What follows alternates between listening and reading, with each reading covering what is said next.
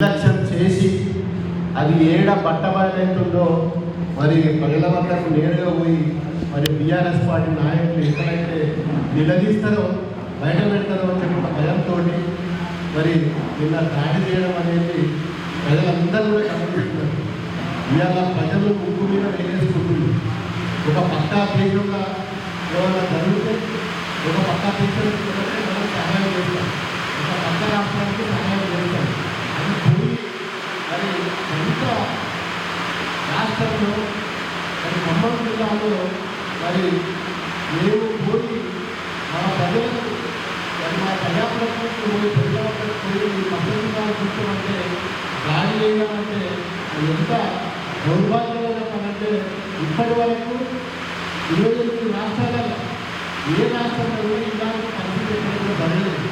మరి గతంలో ఈ హిస్టరీ లేకుండే, ఈ నైజం లేకుండే, ఈ కాంగ్రెస్ వచ్చిన తర్వాత రేవంత్ రెడ్డి గారి సర్కారు మరి పూర్తి ఒక టార్గెటెడ్ పొలిటిక్స్గా తయారై మరి దాడి చేయడం, దాడులు తప్ప వాళ్ళకి ఒకటి తెలియదు.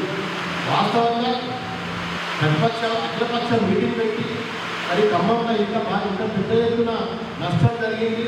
మరి అఖిలపక్ష మీటింగ్లో ప్రధాన ప్రతిపక్ష పార్టీ అలా బీఆర్ఎస్ పార్టీని పిలిచి సంప్రదించి మాట్లాడి ఏ విధంగా ముందుకు పోదామని చెప్పి అది పక్కన పెట్టి ఇవాళ మేమే స్వయంగా పోయితే కూడా మరి ఈ విధంగా దాడి చేయడం అనేది చాలా దారుణం.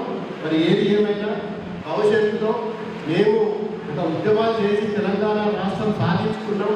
ఇట్లాంటి ఎన్నో చూసిన పార్టీ లేదా బీఆర్ఎస్ పార్టీ మా నాయకులు ఇక్కడ కూడా నడవడమో లేకపోతే భయపడడము, మీ ఊపుదప్పుడు ఈ ఉపన్యాసాలకు లేకపోతే దాడి చేస్తే భయపడటం అని చెప్పి అనుకోవడం అవివేకం.